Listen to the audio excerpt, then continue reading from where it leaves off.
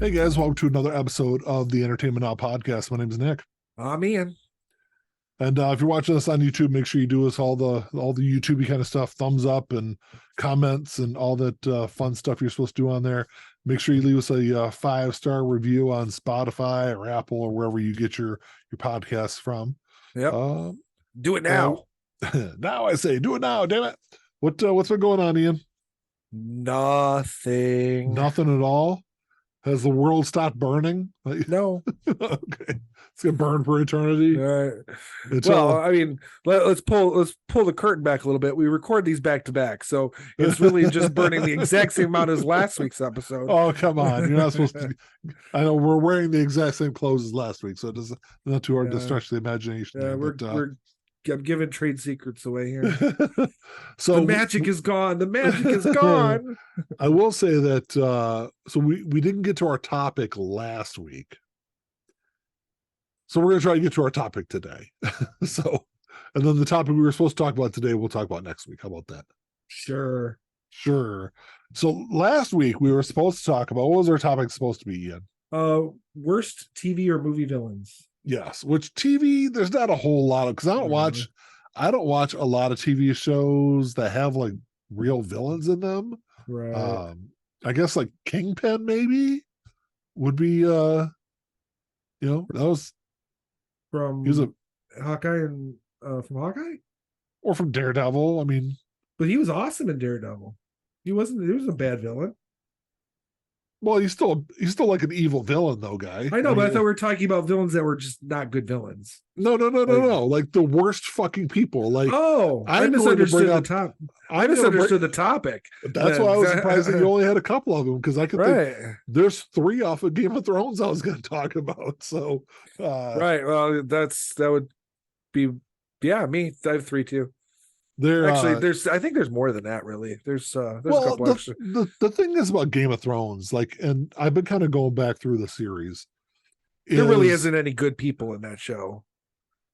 In the grand scheme of things, there's far less anyway. There's a lot of the people that are like villains in the show have like redeeming moments. Right. There's a couple that don't. Do not. Yes. Look, I would go to my deathbed saying that Ramsay Bolton is probably the worst person ever to be on screen. Like, it's pretty arguably. And Joffrey and Cersei are not that far behind him. Although I will say that Cersei, there's a couple times where you do feel for her. There is, yeah. There is some humanity there with her, and that's why it's mainly Joffrey and Ramsay. Yeah. You know what would have been cool is to see them kill each other. Like, Ramsay has a good death. I haven't seen it yet, but I know what happens, and I've seen the lead up to it. I don't think we see enough of it. I wanted it to be more, though. Right. That's one of those cases where I didn't actually want to see him die. I wanted to see him tortured. He just brings that out of me. I want to see him suffer. Yeah. Because he caused so much suffering in that show. Yeah. Actually, I just watched the episode where he marries Sansa, and of course rapes her on their wedding night, right? And continually rapes her for basically the entire time that she's together in Winterfell. That was about the time I had to stop watching it. Once she got away, I was like, okay, I'm done. She needs to heal. I need to heal. She needs to heal a lot more than I do, but I need to separate from that for a little while. Ramsay's just one of those people that like enjoys torturing people. Like, right. Their banner is the flayed man, and that's his thing. He loves peeling the skin off of his victims. It's right. Just if you haven't watched Game of Thrones, he's fucking horrible, and that's why when you started watching Game of Thrones and all you talked about was how horrible Joffrey was, I kept saying, just wait. I wanted Joffrey. Granted, I came into Game of Thrones much later, so the show was already over. Like everyone who liked it had already seen it. I started it, and right from the first episode, I knew that Joffrey would die eventually. Yeah, but I didn't know when or how. And I hated his ass from the first scene he's in. Yeah. And it just got worse and worse. Because beginning, he's just a brat, he's just a whiny little fucking brat. But then when he becomes king, it's horrible. Yeah. It's how I imagine Eric Trump would be, or Don Jr. would be if they became king after the death of Donnie. Yeah. Do me a favor. What's that? I'm gonna cut this part of it. Pull your microphone a little bit away from you because you're like popping really heavy into the. Oh, like right there? Yeah, is that good? Yeah, that's good. Okay. Yeah, Joffrey's just and I think Joffrey has an appropriate death. Like the way he like chokes to death is good. Yeah, he suffers a little bit, and I guess so does Ramsay. But I just want Ramsay to suffer way more. And then the other one I was kind of thinking about from Game of Thrones is Tywin Lannister, but Tywin, like a lot of the stuff he does is like, especially like early on in the series, he's just trying to clean up all the bullshit that his fucking kids got the family into. He's still not a good person. No, he's not. He's he kind of just comes from a place of that's just all he's ever known. Yeah, in my opinion. I'm not to excuse him, but he just, because you can see obviously, and it has a lot more to do with the actor playing him because the Charles Dance is brilliant. Yeah, but when he looks at Joffrey, you could just see the contempt in his eyes. He knows absolutely. This little shit should not be sitting on the throne, and that's what I like about him. Yeah. That's his redeeming quality. Yes. Yeah. Cersei never felt that way. She wanted her son on the throne. No. And with Cersei, she knew that Tyrion had nothing to do with Joffrey's death. Right. And still wanted him dead for Joffrey's death. She just wanted him dead. Yeah. For killing their mother in childbirth. Right. Because that was totally his fault. God no.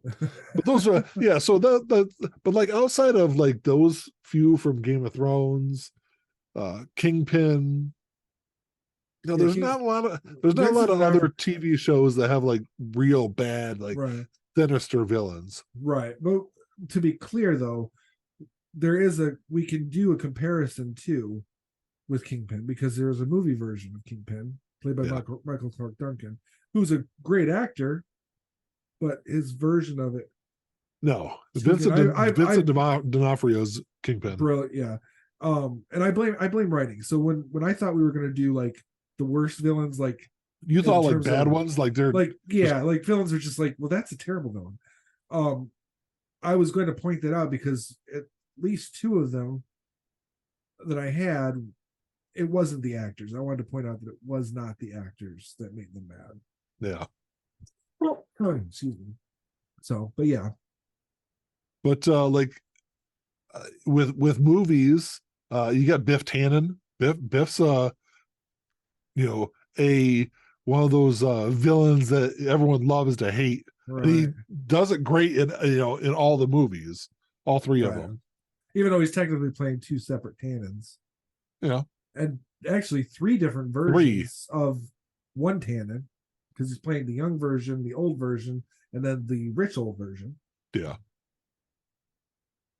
And I think the rich old version is the worst of the four of them, though. I mean, by far. Yeah. He is the Joffrey of that. Yeah. Of that film. Of the Back to the Future franchise. Yeah, because he's just he's sleazy. Yeah. And you can't talk about like worst villains without talking about Emperor Palpatine. I mean, well, no, you can't, because regardless of how you feel about the prequels, which is Star Wars, if you don't know what I'm talking about, right. I don't count him being in Rise of Skywalker because I don't like that movie, but I mean, and I don't have to, because he dies in 6, so it's fine. His storyline is complete as far as I'm concerned. Yeah. But all that set up, and this is kind of the brilliance of George Lucas. He's a great storyteller. He's just terrible at directing actors. he made him a very good villain because he gave him his entire. I mean, you show that this is like a 50-year plan. Yeah, the whole arc to his story. The whole arc to Palpatine's story is really good, and McDermott does a great job. I think he's a little weak in some of the prequel episodes, but yeah, in the first and second one specifically. But by the time you get to the third one, when his plan is really, when he's really like chewing the scenery with that evil, it's great. Yeah. So that's one of my favorite ones. Hans Gruber is another great one. For Ian's favorite Christmas movie of all time. Absolutely. It's not a Christmas movie, by the way. I don't. You can say that all you want. You will go to your grave believing I will that. Go to my grave saying that. But Alan Rickman, I mean, just one of the great actors of our lifetime. Yeah. And another case where, I mean, he makes Robin Hood, Prince of Thieves a decent movie. Yeah. With his villainy in that. And that's total scene chewing in that. Yeah. I mean, he is really hamming it up, but he makes that movie better because I'm sorry, I like Kevin Costner a little bit, but I can't buy him as Robin Hood. Yeah, I never could. I never could. No. But because Rickman is the foil to that, it just raises the bar for everybody. Yeah, absolutely. Another great movie, one of my favorite movies of all time that has two great villains in there. Is Silence of the Lambs with Buffalo Bill, and of course Hannibal Lecter. Right. Yeah. Even though I mean, even though between the two, Hannibal Lecter is the more evil of the two. Of course. See, it's hard for me because I've seen all the different versions of Hannibal Lecter, and I've read the books. I still, it's not Lecter because Anthony Hopkins made that character as good as he is. Yeah. Brian Cox is a great actor. He played him first in Manhunter. It's weak. But it's the Buffalo Bill one because I kind of find him to be slightly one-dimensional compared to the. Well, I mean, he is not. There's not a whole lot of time in the film to really like flesh his character out. Also, I think Ted Levine did a really good job. Oh yeah, absolutely. With what he did with him. But I mean, I still think he's a great character.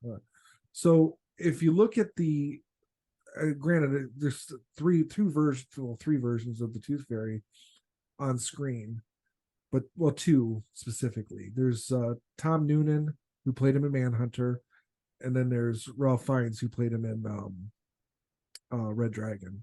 Yeah, which is the same story. It's just one's called Manhunter, one's called Red Dragon. So even taking those two performances out of the equation, if you look at the book versions, the Tooth Fairy is a much more two-dimensional, or well, say closer to three-dimensional serial killer above and beyond Buffalo Bill. But like you said, it's hard to separate the performances too.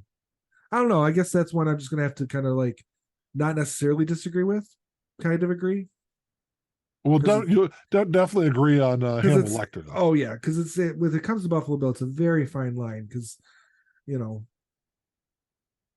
it's just a fine line. Yeah, and it could really go either way. So yeah, I'll buy that. And then like the superhero movies have had a bunch of great ones. A lot of shitty ones too, but yeah, that's true. But the Joker, Heath Ledger's the Joker. You could argue that because they're two different versions, you'd say Jack Nicholson's Joker, absolutely, and then Heath Ledger's Joker. I mean, obviously the Heath Ledger's one is that's one for the ages. Yeah, but I think that Jack Nicholson's Joker is up until that point was definitely one for the ages. It was very hard to top his performance until that came out. Absolutely. Because I mean, if you figure, there wasn't a whole lot of really highly successful superhero movies when the first Batman movie came out, so it wasn't like a long list of great villains. No, you really just had Gene Hackman's Lex Luthor from the Superman. Yeah, movie. That's it. But I always found him too one-dimensional. Again, not performance at times for sure. Yeah, not performance wise, because Gene Hackman again is another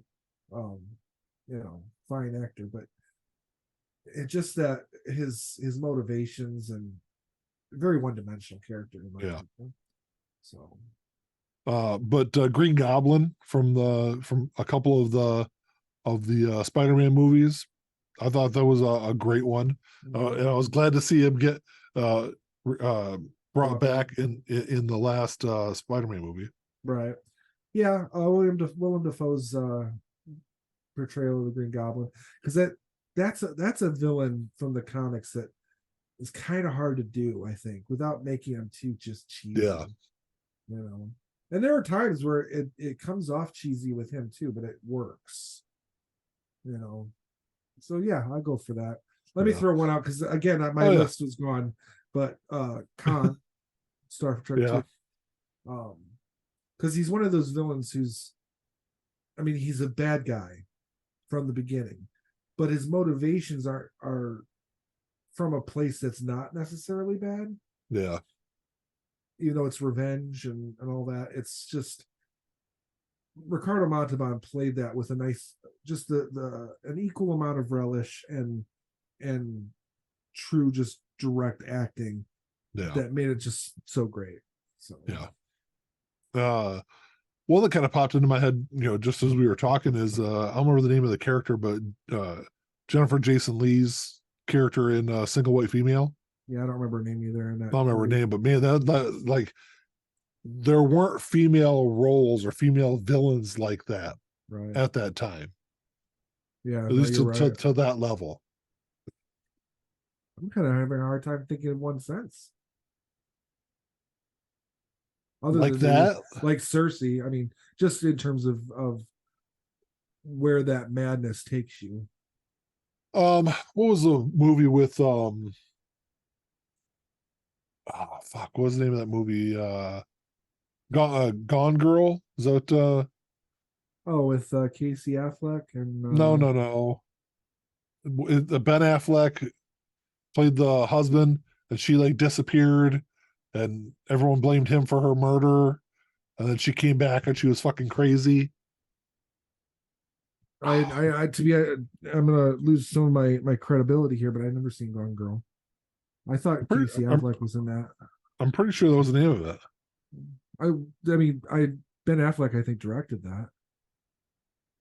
Yeah, David Fincher directed. David Fincher. Oh, wow! And I haven't seen that because I love David Fincher. Yeah, I'm gonna have to watch it now. Well, yeah, no, I kind of gave away part of the plot of the movie, but yeah, she's yeah. So I think it was like they'd been married like for a couple of years, and she like disappears, and it looks like she had been murdered in their house, and everyone blamed Ben Affleck for it, and then come to find out she had staged the whole fucking thing. Oh, speaking of David Fincher, I got another one there. The Prophet, or John Doe from Seven. Absolutely, that was one of the next ones I was going to bring up. No, okay. And John Doe is a character that he's not in Seven very much. No, he's in the last 10 minutes, 15 minutes of the movie. Something like that. I mean, his presence is felt throughout the whole film, but yeah, Seven's a great movie. It really is. I'm really glad they didn't go with the sequel they had written for it. It sounded like it would have been shitty. Oh, really? Yeah, it was going to be called Somerset. It was going to focus on Morgan Freeman's character, which is, I thought, a good way to go. But there was something about the plot. I don't remember what it was. It just sounded stupid. But now it's too late because I think Morgan Freeman's just too old for it now. Yeah, absolutely. Well, they'll remake it here in 10 or 15 years anyway. Speaking of what's his name from Seven, about Kaiser Soze, The Usual Suspects. Absolutely. One of those villains that you never would have fucking guessed during the whole fucking movie who it was until the very end. Like, well, and that reveal just completely upends the whole movie because we're watching the film from his story, so we're seeing his perspective, and then you find out that his perspective is not. It's all bullshit. The whole movie was bullshit, essentially. Yeah, because he picked everything off of the board that was behind the cop that he was talking to. Yeah, I think when I sat down and analyzed it, I think a lot of what he talked about happened, but it didn't happen the way that he said it did, because the end result is the same in terms of, you know, those characters are dead and they were part of all this, but it's all about how he told the story, and it was just all bullshit. Yeah, you know. And so, was, I love that. The great thing about that movie, at least for me, that was a movie that me and my girlfriend at the time, we had gone to the movie theater, the mall, when it was still at the mall, and we didn't know what to see. So I was like, all right, fine, let's go see this. Didn't know anything about the fucking movie. And then, like, I remember the end of it, I was just like fucking floored by the end of that movie. Yeah. Well, the first time I saw it, you're watching on DVD or whatever. I had on VHS. Did you? Then it may have been VHS. And you're like, you gotta watch this movie. And yeah, it was yeah. I mean, actually, I need to watch it again. I haven't watched it in ages. Yeah, I need to buy a copy of that. I'll have it on Blu-ray. Buy it on Blu-ray. But another great one. I'm not a huge fan of this movie. I know you are. Alex from A Clockwork Orange. Yes. Yeah, because that's another situation where it's like he's truly the bad guy, but then the way the situation changes, you feel for him, but then at the end he's bad again. It's like, yeah, I definitely would put Alex up there. I can't remember his last name. It was a weird last name. I don't know. I just have Alex from A Clockwork Orange written on my list. Mm-hmm. And the character from Gone Girl is Amy Dunn. That's the character from the character's name, not the actress. Okay. No. What about Jack Nicholson in The Shining? Rosamund Pike played Amy. That's funny. She's in a movie that I would have picked not a good villain from. Oh, really? Yeah, Gustav Graves in Die Another Day. Oh yeah, he was a terrible Bond villain. Brought the movie down too a little bit. I enjoyed the movie mostly, but I think my favorite Bond villain, though, since you mentioned Bond, is what's his name from Skyfall? Fuck. What? Oh, Javier Bardem. Yeah, what's the name of the character though? I don't remember. I can remember actors' names. I'm bad with character names. Let's scroll down through here. Raul Sylvia. Yes. Yeah. Yeah, I don't know if I'd put Christoph Waltz's Blofeld in there. I wouldn't, because I don't know. There's just something. But then again, that character really was only ever done good once. Yeah. And that was in You Only Live Twice. But that's because that's when you get introduced to him. So I don't know. It's hard to say. But yeah, that's Javier Bardem's character in Skyfall is a great villain. I could argue that Mads Mikkelsen plays a good villain too in Casino Royale. Yeah, I can agree with that. Yeah. I don't know if I call him a great villain, but he's a good one. I was trying to think of any other like really great ones from classic Bond. Yeah. Christopher Lee in Man with the Golden Gun was pretty decent. I don't know about Dr. Chief. No. Well, that was Casino Royale. Yeah. Yeah, it's hard because once you get into specifically even like the Roger Moore, the Roger Moore Bond movies, the villains get really cartoony. Yeah. So I think the most recent ones have some of the best Bond ones. But go ahead with what you're gonna say. Oh, I was just asking because you mentioned Alex from Clockwork Orange. I was just gonna jump logically to Jack Nicholson in The Shining, being it's a Kubrick film. Yeah. Because yes, I mean the answer is yes, he's a great villain. But it's difficult because there's so much gray area as to whether or not he was evil or if it was the ghosts. Yeah, that's kind of there was even any ghosts. Because Kubrick made that film very, up to interpretation. That's interesting. I never really thought about the possibility that there wasn't any ghosts. Well, there's a lot of people out there who swear that they don't think there is. They swear that it's strictly just a mental breakdown.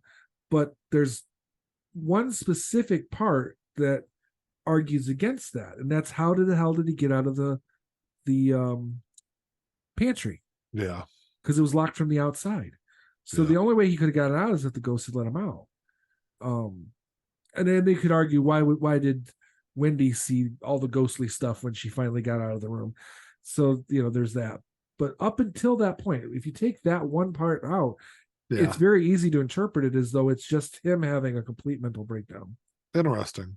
So, but if you watch the sequel, it totally becomes supernatural at that point. But which is fine because either side of that is still doesn't take away from the movie being either side of it. No, he's a great one, definitely. One that I kind of go back and forth on is Gordon Gekko from Wall Street. Definitely, I mean, is a villain, but I don't know like how big of a villain is he? No more than pretty much any CEO working today. Yeah. Or even back then. That's true. That's true. To many of us, they are villains, but what makes them good villains? I mean, here's a great one. Detective Alonzo Harris from Training Day. Denzel Washington did a great fucking job. Won an Oscar for it. Yeah. And he is a bad person. Absolutely. One of the most corrupt fucking cops you'll ever see, or one of the most corrupt people you'll see in a movie. Right. Yeah, I don't know. That's a good. And he's another one and another one that really has no redeeming qualities, right, at all. I don't mind. My villains can have redeeming qualities as long as you don't get too sympathetic about them. Yeah, and that really comes down to the acting mostly. I think what Denzel Washington did so great in that role, and some of it's his acting, some of his, probably a lot of it's the way it was written, is there are parts in that movie, like when you start seeing his character and like how bad his character is, then there's other parts you're like, oh, well, maybe I kind of misjudged him. Maybe he's not really that bad. And you're like, oh, fuck, he's like really fucking bad. Right, right. Yeah, that's probably a combination writing and acting for sure. Yeah. Because obviously that had to be on the page too. Yeah. But in the hands of a less qualified actor, who knows? It may not have played right. Yeah. So, and then of course you got all the great slashers, Freddy, Jason, Michael Myers, Leatherface, the classics, Right. And kind of adds a different dynamic, because if I had to pick one of those as the good villain, as it would have to be Freddy. Even though I wouldn't say Freddy's my favorite of the bunch, but if just looking at them on a villain level, because Michael and Jason are just, and even Leatherface are just motivated. They're killers. They're sharks. Yeah. They're just doing what they do. Whereas Freddy's fucking evil. Yeah. Because, you don't go from being a child killer to, a dream killer from any good point. No. So he had no good qualities in life or death. Right. Jason was at least, he was tormented as a child because he had physical deformities. You could argue that it was his accidental drowning was negligence. I don't know if I necessarily believe that, but I mean the way the movie plays out, it is. I mean, the counselors they're all banging each other instead of watching the kids. But yes, but that up until Freddy versus Jason, we're only seeing that perspective from the mother. So yes. You could argue that it was an accident. Accidents happen, She focused her blame on them, focused it on that whole idea, but and Michael, same thing. It's like you could just look at him like, because up until he's 6 years old, he's fine. Then he just snaps. And after that, it's just shark. He's just going in one direction. Yeah. For his, whatever. Leatherface was raised that way. Yeah. I would, I definitely agree that there's more nuance to Freddy's character than the other ones. Jason will still be my favorite, but of the slashers, I don't know where I fall on favorites, but if you're breaking it down strictly on a level of villainy, Freddy is it. Freddy's the villain. So or Chucky, but Chucky's another great one. It's hard to see Chucky as an actual villain because he's a fucking doll. Yeah, although they've done a great job of keeping his storylines going. I will say that out of all the like slasher movies from the 80s, the Child's Play series or the Chucky series, I think has probably done the best to stay consistent, at least. Absolutely. And relevant with what they're doing. Yeah, and then that has a lot to do with the creator, Don Mancini, because he's been with it since the beginning, except for the remake, which I still haven't seen. People say it's all right, but it's not really technically a remake. It's really just a similar story with the name popped on it. Yeah. But yeah, he's been the driving force, and that's why, because there's always consistency throughout the sequels. Even when they've tried to do different things, there's still a level of consistency with it. So you're right. And it's the Chucky TV show's in its third season right now. It's got great reviews, and it's been getting good reviews. I haven't seen the second or third season yet. I watched the first season. The first I haven't seen any of it, but first season was decent. Isn't it on good. Like Shudder or one of those, or Slasher or one of those? No, it's on. You can watch it on Peacock right now. Oh, okay. It was originally on. No, it's always been on Peacock, but it's on. I think the broadcast channel is USA. Okay. So, but it's Peacock. So you can. What's that slasher streaming service? Well, it's Shudder's a horror. Okay. That's what I'm thinking of. Okay. Yeah.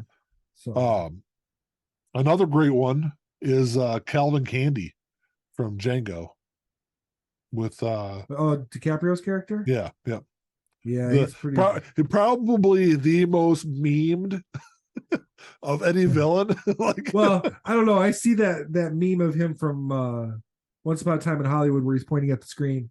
I see memes of that more than I see of the Django guy. But yeah, that's a bad character. Yes. I mean, he does a great job with it, but that's probably, and I'm not even a big fan of him as an actor. Me neither. But he does a great job in that movie. See, here's the thing. I think DiCaprio's a good actor. I just don't think he's like at the level that everyone seems to think he is, or at the very least the level he thinks he is. He'll probably go down in history as one of the great leading men, but I just don't see it. He's good, but I think there's other actors out there who are better than him, and they don't get anywhere near the recognition that he gets. Yeah, I can definitely see that.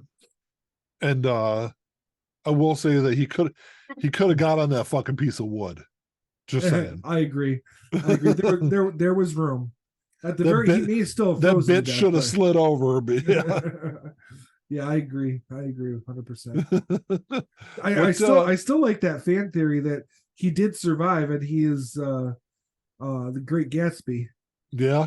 I like that. I don't know if it really works timeline wise, but I like that. Yeah, I'm not sure what the timeline was there. The Gatsby takes place in the 20s. Yeah. And if you look at his age progression from 1917. Well, is that when the Gatsby takes place? No, it's when Titanic. No, 1912. No, 1912. You're right. So yeah, from like 1912, which is 1997 to whatever 2012, when Great Gatsby comes out. 15 years. It's it kind of works. Or Gatsby is what it was called. Yeah, right. I don't know. Which he did a great job in that movie too. I actually have that on Blu-ray. I should probably watch it. Yeah, I only watched it once. I wasn't impressed. Yeah, overall, I never liked that story though. So, where do you fall on Voldemort? Because there are some movies where I think he is a great villain, and then other ones where it's like, eh. Well, see, the sad thing is that up until the fourth movie, you don't really see him because the first one is just his face. It's a different actor. So once you get Ralph Fiennes in it in the fourth film, the problem is he was so in the shadows. Like he could be as great as Palpatine is, but the machinations, all the plotting and stuff that goes in, a lot of it is just almost accidental. Yeah. Because, technically he's defeated by an infant child, which sends him into hiding in the first place, or, messes him up, so he's in hiding. And once he comes back, it's just like, well, I'm back. Let's start back where we were. And it's kind of starting from zero. Yeah. I don't know. And it's probably another situation where if it was a different actor, I'd say no. But he's a good enough actor and he pulls it off well. It works. That it works, yeah. But he's not anywhere on the same level as like a Palpatine or any of the other ones we've mentioned, unfortunately. I did come across another great female villain. Oh, okay, cool. Annie Wilkes. Oh yeah, but again though, so yes, because it's Kathy Bates playing that character brilliantly, but that's just someone with extreme mental illness. Yeah, it's not coming from anywhere that's technically evil or necessarily evil. She's a bad villain though, man. Yeah, she does. I mean, she's a scary character, especially in the books. She's even worse in the fucking books, right? Because she chops his feet off in the book, right? I don't know what she does with the sledgehammer thing. Looks worse than chopping to me. Yeah, I think I'd rather lose them rather than have that happen. But yeah, I don't know. It definitely, again, this is a lot of times with these villains on the page, they probably would come off as in the hands of the right actor or actress. Yeah, it works. Yeah, and that's a case where, now granted, I haven't read Misery since I was like 14 years old. Yeah, so I'd have to go back and reread it and see how bad she is in the book. But at least the way, because I've seen the movie more recently, and it seems to me like the way it's portrayed in the film is it's really just, she's just not there mentally. She's got severe mental illness. And maybe again, I could be looking at it from a 21st century perspective too, where we're a little bit more understanding of that than we were, say, in 1988 when that film came out. Was it 88 when that came out? I believe so. 88 or 89. I was thinking it was 1990. This is 1990. Was it 90? Yeah. Okay. And a poor old Sonny, he just found himself in the wrong place at the wrong time. Constantly. Yeah. whether it's a checkpoint or a toll booth, or just driving down the side of a mountain. Right. Yeah. Then he gets stuck being the father of Will Ferrell's character in Elf. Yeah. Downhill from there. There is one villain that is like super evil, does really bad things, but I kind of sympathize a little bit with. And I kind of see where he was coming from. I know exactly who you're going to say. Who am I talking about? You're talking about Thanos. Fucking Thanos. Thanos was right, damn it. I think he was. So, like, the whole idea behind Thanos, or what Thanos was trying to do, was on his home planet, he saw the death and the war and everything that came with overpopulation. Right. So his idea was, okay, I'm going to snap away half of all the existence in the universe and make sure that no one has to go through and see the atrocities that he went through growing up. Mm-hmm. So there's like, okay, I can see, and then I see society today. I'm like, well, fuck, maybe we need to lose half of the people. Now, granted, the arbitrary way that it happened, and like, well, if it's not arbitrary, then it becomes evil. Yeah, you're right. Just in the act, because then you're saying this person's not good enough to live, but this person is, and then you have to justify why. And because we're human, and because we live in this in a society that's essentially based on power, you're always going to pick the rich people, even though they don't necessarily deserve to live any more than the person who has nothing deserves to live. You know what I mean? So it either has to be arbitrary or nothing. Yeah. I will say the thing that never made sense to me about the whole snap and all that was when they brought everyone back, when they snapped everyone back, they went back to where they were when they were snapped away. Right. So where did the people that were flying on airplanes go? Like, they're just like, oh, I'm here. Ah! Like, they fall to earth and die. And to them, it was instantaneous. So that they're in a plane seat, and then all of a sudden the plane's gone, and they're just falling. They're moving forward and down at the same speed they were flying, which would probably rip them apart too. Yes, just like a bunch of just people just flying out of the sky. Yeah, because you figure, I mean, there's airplanes all over the place. But well, two things: one, it's a superhero movie, and two, it's a Disney superhero movie. Yeah. We're not going to really talk about that, okay? Because I mean, there are people on boats fell right into the water. If you're on a cruise ship in the middle of the Atlantic, you just you're gone. Or if you were taking your sub to the Titanic, like you're snap back and you're like, or imagine you're sitting miles somewhere below water. You're in a small area, you're just standing in like a field, and when you snap back, you're now underneath a building. Yeah, because there's a building there now, because they did build stuff during the 5 years that ever people were gone.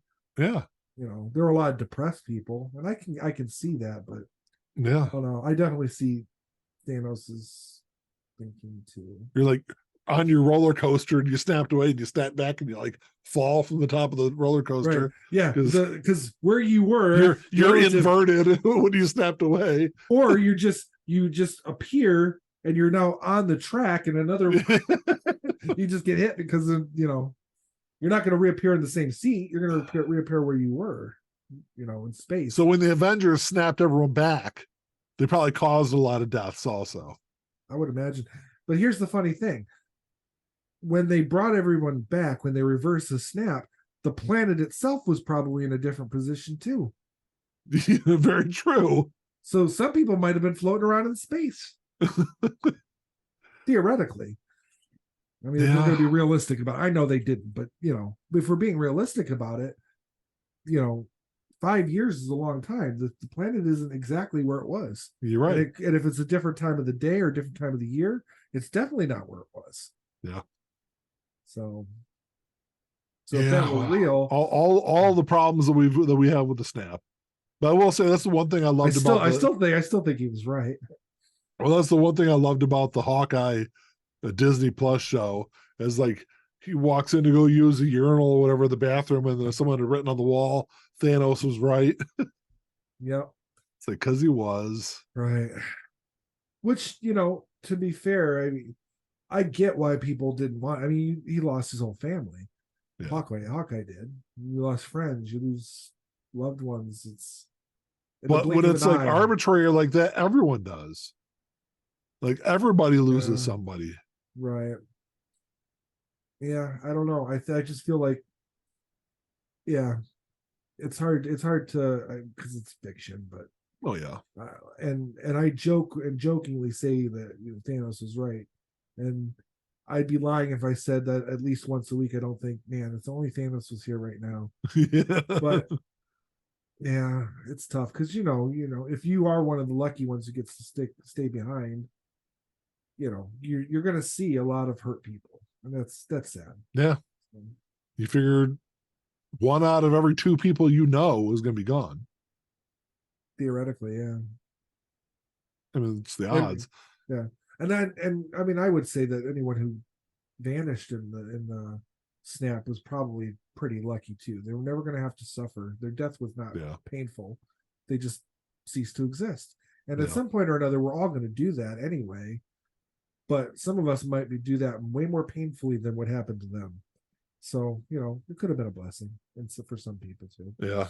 The another great Quentin Tarantino movie that has a really bad villain is Hans Landa.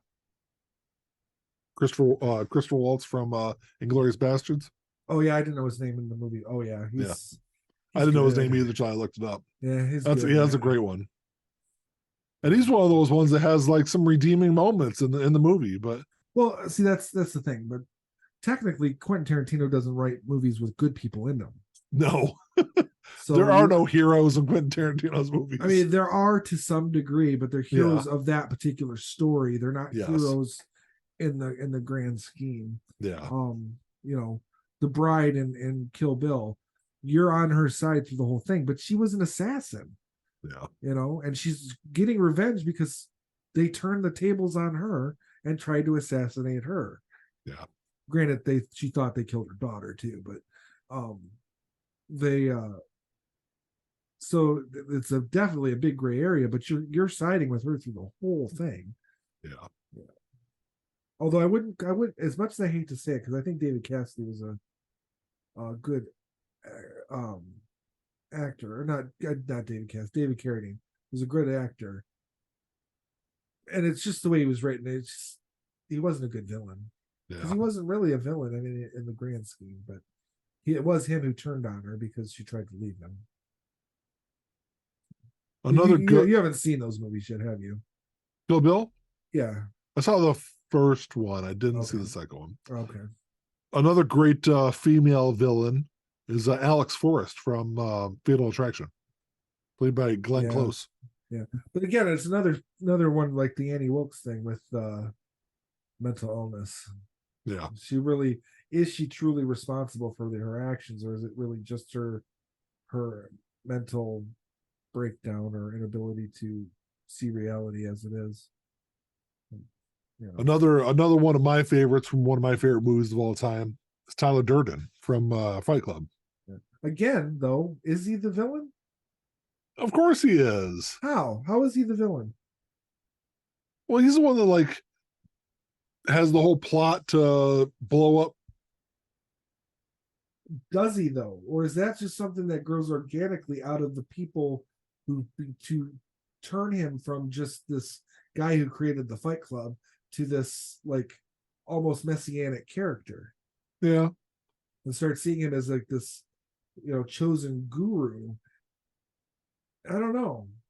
I wouldn't call him a good guy, but I don't necessarily see him as the villain, especially since Tyler Durden doesn't really exist. No, it's all in what's his name's head. Yeah. And when he finally comes out of that split personality thing at the end and realizes that Tyler Durden doesn't really exist, he's just as surprised by all the shit going on around him as anyone else would be. So I don't know. That's one of those philosophical ones we're gonna have to add to the list of philosophical ones anyway. Another great one that I love. I gotta find out. Hold on one second. His name, Elijah Price, which is Mr. Glass from Split. From what was the other two movies? Unbreakable, Split, and Glass were the three movies. So, which I still haven't seen Glass or Split yet. Oh, you haven't? No. Oh man, you gotta see those. Those are great movies. As much as I like Unbreakable, I think Split is an even better movie. Really? Unbreakable. That's hard because Unbreakable is a great movie, but it was. I think Glass might not be. Glass probably isn't as relevant to the story as the first two are. It was kind of like just the culmination of the two, right? Yeah. And Glass obviously gives a lot more backstory to Elijah Price's story, to his character. It's his film more than Unbreakable was, because Unbreakable is really Bruce Willis's film. Yeah. Okay. And then since you haven't seen Split, I can't really say what happens in Split, but I know enough about it. I mean, he's I get it, but don't tell me anything. I'd rather see it fresh, because I have a hard time with M. Night Shyamalan films anyway. Yeah. Here's another great question. Not having seen Split or Glass, his last good movie was Unbreakable, and it was his second film. Yeah. So here's the question, though: which side do you fall on? The original Pennywise or the new Pennywise? Ooh. Because they're two very different characters. They're not, though. I mean, their origin is the same. Their Their drive is the okay, same. fine. I should say they're played very differently. They're played differently. Without discrediting anybody, because I think they're both very good performances. I'm going to side with Tim Curry, just because that's where I fall to. It's Tim Curry. I mean, it could be I'm just biased, but yeah, it's Tim Curry. I'm going to go with Tim Curry's. I think Tim Curry had Tim Curry played, or Tim Curry at the age of when he played Pennywise in the original one, had he been that same age and played the same character in the second film, I think would the second set of films would have been better than the original. Yeah, that's possible. Bill Skarsgård does a great job though. But there's just, I don't know, there's something slightly more, there's a more of a childishness to Tim Curry's performance. That there's more of a cartoonish kind of, yeah, but it ups the scare factor a little bit. Whereas with this Bill Skarsgård version, it's a lot more like, there's a sinister it's a bit more sinister. Yeah, you know, he's playing with body parts, and you know, whereas Tim Curry's version isn't. But I mean, that's not the filmmaking. Yeah. Yeah, I don't know.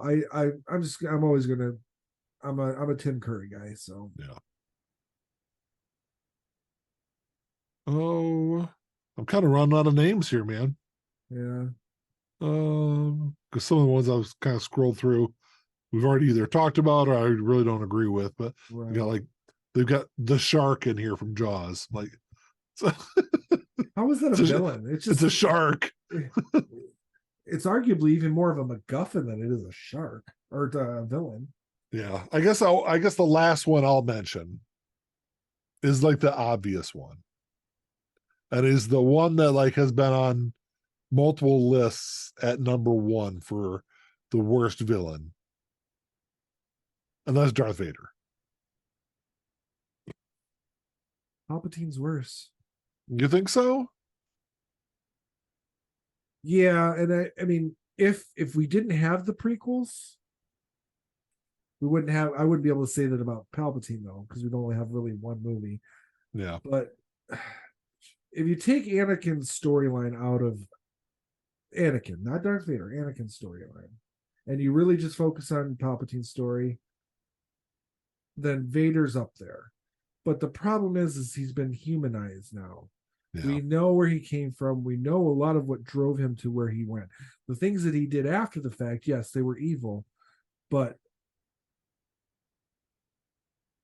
it's not like Palpatine where it's just purely evil. Palpatine's motivations are power, control, and death and destruction. I mean, he is from his beginning, his core is always there. Whereas, like I said, Darth Vader's been humanized. I mean, he was humanized in episode 6. So really, I mean, you could argue that he never really was the great villain. He in one film, I think he's probably the most iconic villain. Yeah. In one film, he's the great villain, and that's Empire Strikes Back. In the first one, he's really just the sidekick to Tarkin. And in Return of the Jedi, he's redeemed. So it's really just the one film. And even if you take in some of the newer canon that's been added, like Obi-Wan, it's still coming from a place of just what happened to him before. It's revenge and anger over how his fight with Obi-Wan ended. So I don't know. I don't see him as the greatest villain. He's a good villain, but he's not the greatest by far. Many of the other ones we've mentioned are much more sinister, much more evil than I think Darth Vader could. And that's even taking into account that he killed children, Yeah. Which off screen, so it doesn't have the same impact anyway. Not that I want to see children getting killed, but it's the implication. It's kind of like Freddy. It's hard to see Freddy for, like I said, in quotes, air quotes, child killer, because in real life he would have not been. He would have been a child killer, but he would have also been doing other things. Yeah. It's hard to see that because it's all off screen, and again, it's he's only called a killer. There's that separation where if you don't see it or don't see the effects of it directly, it's easy to kind of forget about it. And you're only focusing on what he's doing right now. So. There's another list I pulled up. It had in their top 10 the Riddler from the Batman, which I don't see that at all. Like, he was more fighting like political corruption than anything, but yeah, I don't really see him as a evil villain. No, I never really saw the Riddler as an evil villain, even in any of his versions. Yeah, he's always just, he's an intelligent villain. He's really just a crook at the end of the day. Pretty much. And so was really the Joker for a good portion of his comic book history. Just a crook. Here's another good one. Oh, go on. I was going to say, it wasn't until the Jack Nicholson and Heath Ledger versions of the Joker where that character had some depth, but yeah, Jim Carrey wasn't bringing any depth to the Riddler in absolutely not forever. And no, Paul Dano did a great job. His character's good and it's well written, but it's not. I wouldn't call him a great villain. Yeah. Anyone else you got to add to the list, Ian? Not that I can think of. Because I just thought of one more. Okay, and that's Commodus from Gladiator. I think Phoenix, yeah. I think it's probably I think it's one of Joaquin Phoenix's best roles. I think he really helped. His character really helped make Gladiator what it was. Is he worse than Joffrey? No, a similar character. No. I guess there is a lot of similarities between the two. There's a lot of similarities between the characters. But no, Joffrey. No, I would argue that out of a lot of the villains we talked about, Joffrey is worse than them. Most of them, yeah. Well, it's not worse than Ramsay, but no, maybe second to Ramsay. I'm sure that probably Hitler would probably watch Game of Thrones and be like, "Whoa, that Ramsay guy, man, he's bad."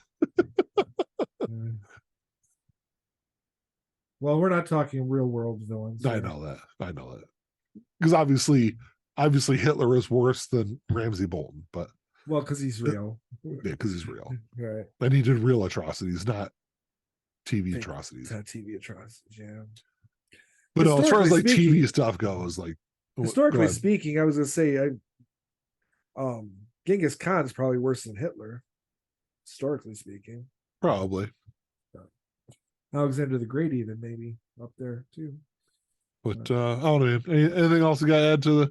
No. I felt like it was kind of fun to kind of go over a bunch of, villains don't get the limelight or a positive light very often. So they don't, and I'll tell you that a lot of times a movie, they're the linchpin for a lot of movies too. If the villain is bad, the movie's going to suck. And it could be, again, generally speaking, it's how the villains are written. But you get the wrong actor in there, it falls apart. One of the ones I was going to pick for bad villains was Ruafo from Star Trek Insurrection. Yeah, played by a brilliant actor. F. Murray Abraham's a fantastic actor, but that character just was not written well, and it ruins the whole fucking movie. Yeah. Well, it's the other things ruin it too, but that ruins it too. But you'll see it all the time. Even movies that people like tend to judge the villains much harsher than they judge the rest of the movies. Yeah, it's true. Guardians of the Galaxy 2. Ego was not a great villain, and people judged it. Yeah. Same with Hela from Thor 3. Well, none of the Thor movies ever had great villains.